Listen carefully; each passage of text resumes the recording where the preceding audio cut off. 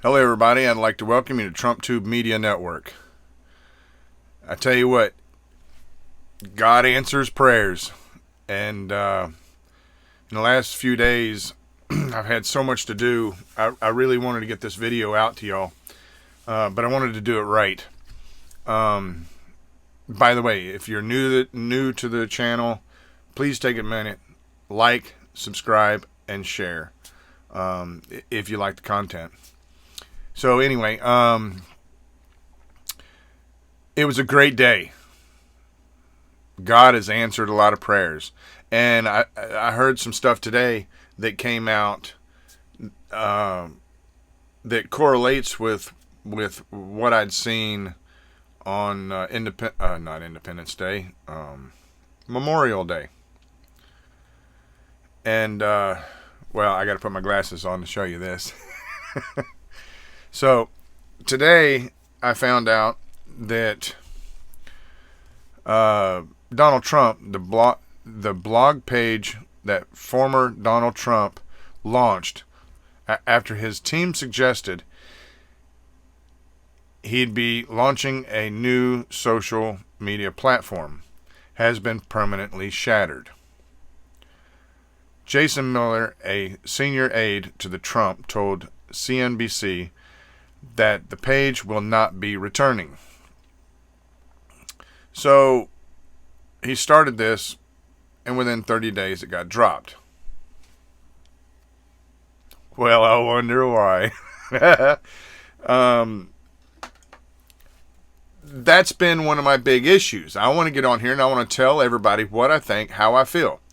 And I should be able to do that according to our First Amendment, freedom of speech. However, the big tech says, oh, well, we don't like what you have to say. We're going to shut you off. We're going to disconnect you, and you're not going to be able to talk. Well, that's direct violation of my constitutional rights. And everyone else that has been trying to do it, including, and not limited to, our former president, Donald Trump.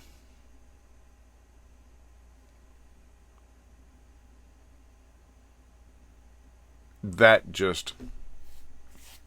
floors me. So, why am I saying all this? Well, let me tell you. Ron DeSantis, a couple of days ago, signed a bill stating that the big tech is not going to do this and shut people down in the state of Florida. Let me tell you something. We live in a great country. But us Floridians live in the best state. Governed by the best senator ever. This dude is standing up for our rights, our constitutional rights, and not to be muffled. So I'm no longer muffled. And I'd like to thank Ron DeSantis for that.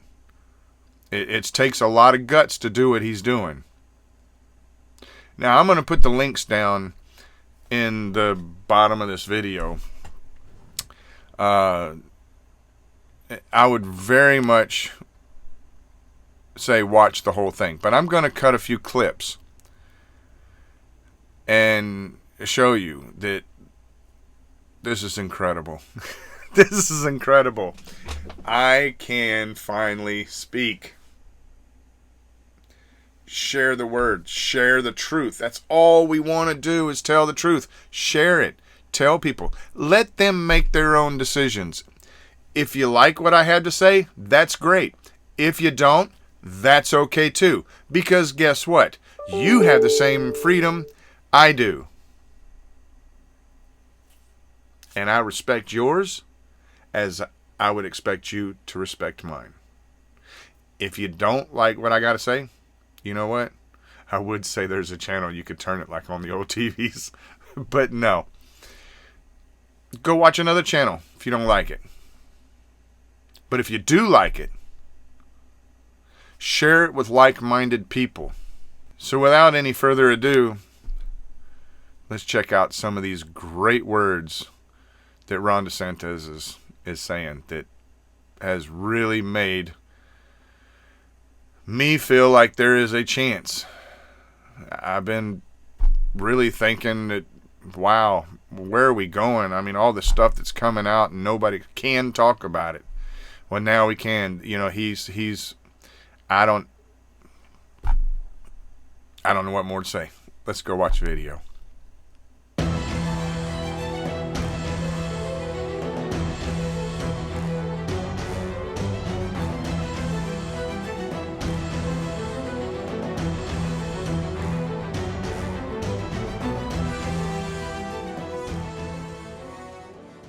And really, Florida is the trailblazer yet again on another issue that's really important to not just millions of Floridians, but really tens of millions of Americans.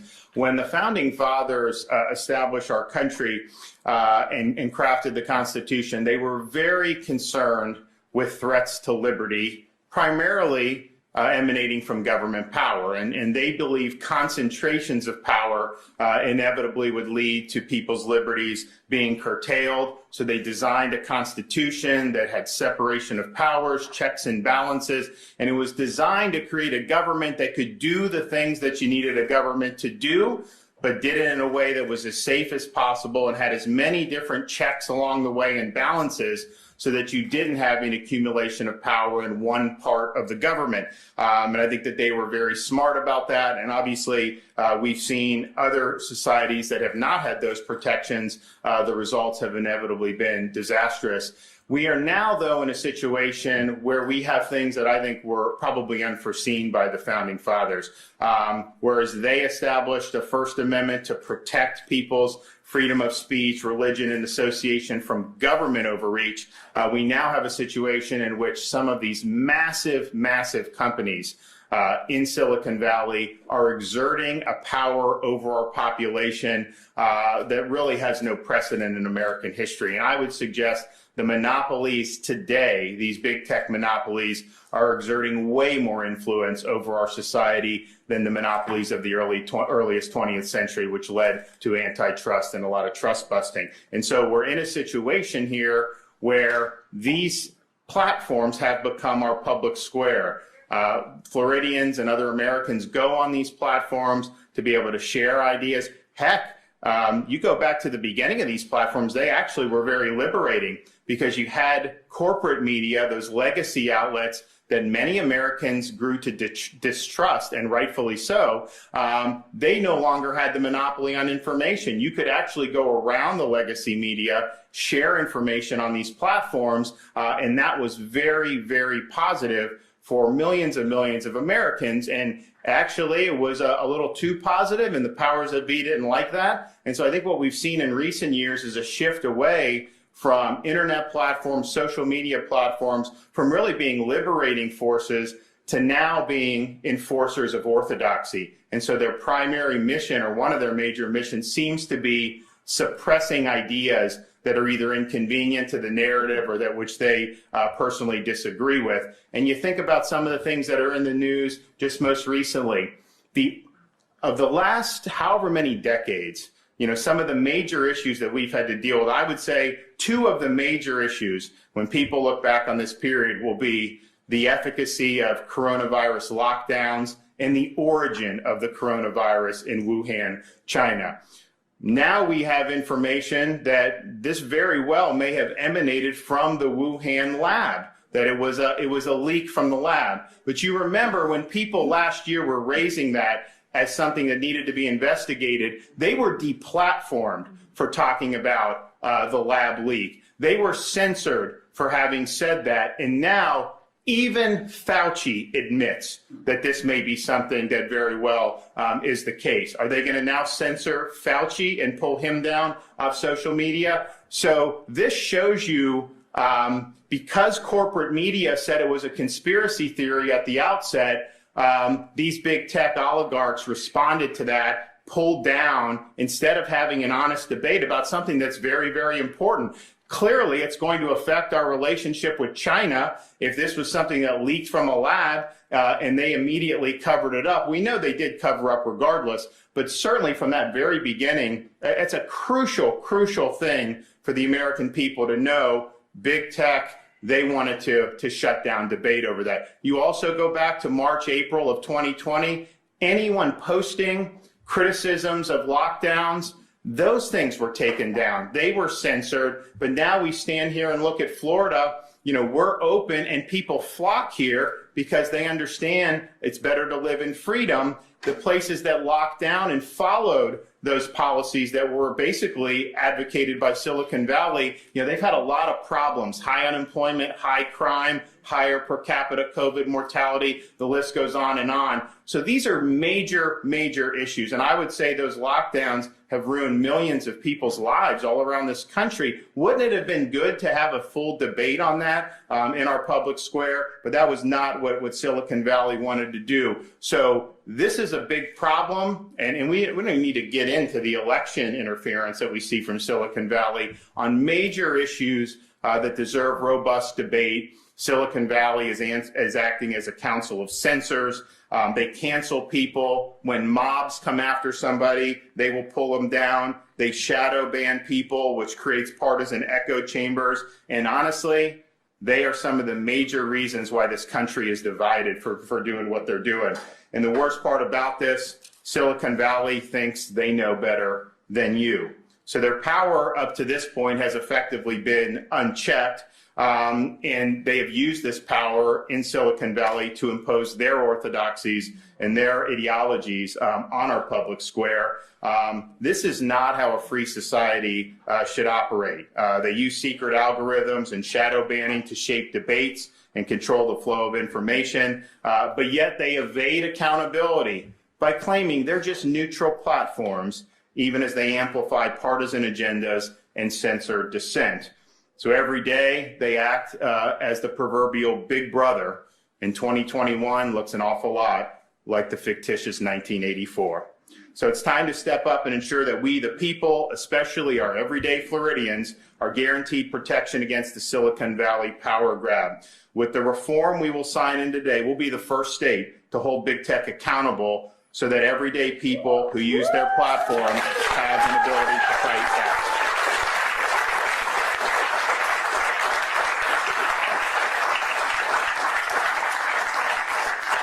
And the protection should not simply be something that is reserved for celebrities or for political office holders. It needs to apply to everyday Floridians. And what this reform does is recognize that social media platforms are as important for conveying public opinions. They're effectively a common carrier in everyday society, and they really need to be viewed that way. They also hold a unique place in preserving free speech for all Floridians, and these platforms can harm Floridians when they unfairly censor, ban, and deplatform them. So this reform gives every Floridian the power to fight back against big tech. Floridians who are deplatformed will be able to sue big tech companies for violating this law.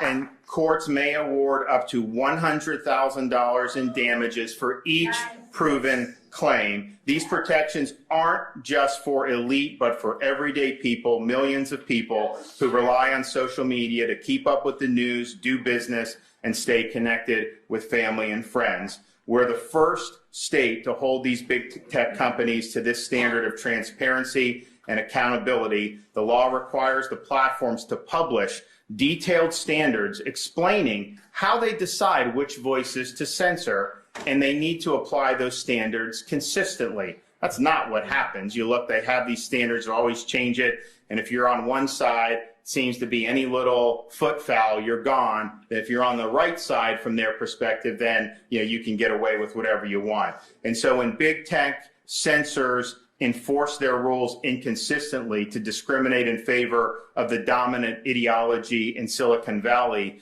they will be held accountable in the state of Florida. And all Floridians treated unfairly by big tech platforms will have the right to sue companies to violate this law and win damages. The reform safeguards the rights of every Floridian by requiring social media companies to be transparent about their content moderation practices and give users proper notice of changes to those policies. I mean, there's some people that get the platform, they don't even know what they're getting the platform for. That prevents big tech bureaucrats from, quote, moving the goalpost to censor viewpoints they don't like. But it's not just individuals. The Attorney General under this law of Florida can bring action against tech companies that violate this law under Florida's Deceptive and Unfair Trade Practices Act. If social media platforms are found to have violated antitrust law, they will be restricted from contracting with any public entity. That antitrust violator blacklist imposes real consequences for big tech and for their bottom line. The law also prohibits big tech from deplatforming political candidates for elected office in the state of Florida. The Florida Election Commission will impose fines of $250,000 per day on social media companies that deplatforms any candidate for statewide office, and additional penalties lesser for local offices. Any Floridian can block any candidate they don't want to hear from, and that is a right to belong to each citizen. You simply can avert your eyes or not subscribe to what they're doing. But it's not for big tech to be weighing in on these elections and picking the candidates that have the right to speak and those that should be silenced. They're not.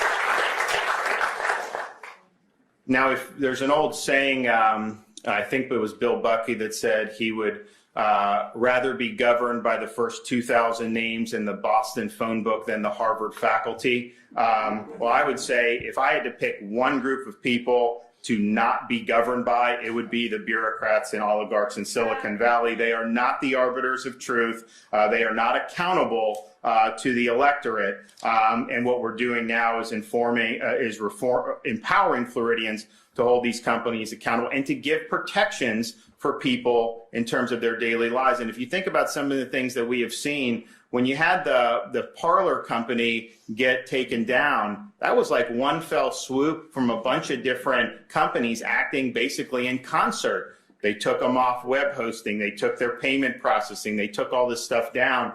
So just think about it. You run a small business and you have all these different things that impact how you do it. You advertise online, you have a payment processor, you have an email distribution list, all these things.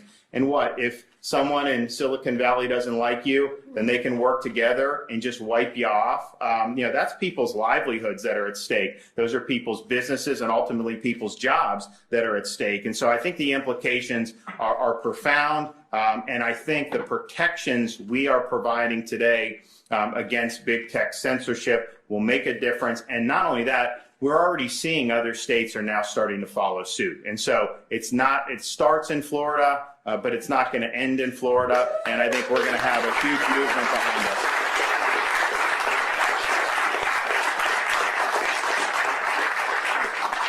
So I want to thank the legislature. I want to thank a lot of Floridians who have spoken out in favor of making sure that individual Floridians are protected, that we're protected against censorship, that people have the ability to weigh in on these important issues in what has now become a digital public square. I'm going to let some of the legislators come up, legislators who were involved in the bill. We'll also hear from some of our other speakers, and then we'll move on, and I'll put the old John Hancock on the bill, and it will become the law of this state.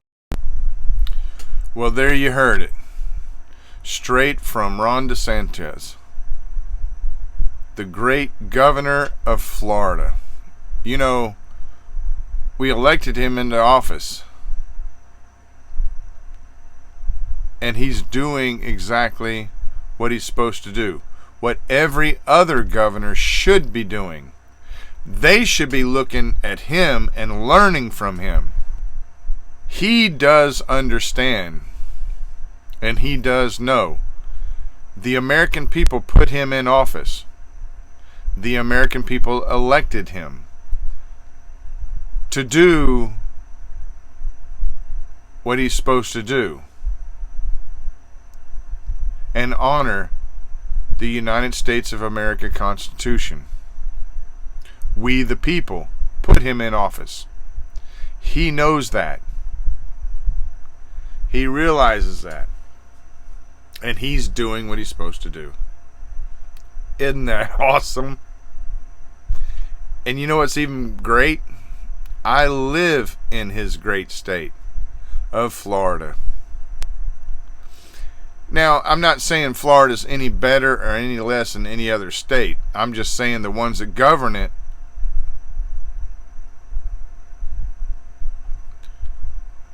need to reevaluate and follow his lead.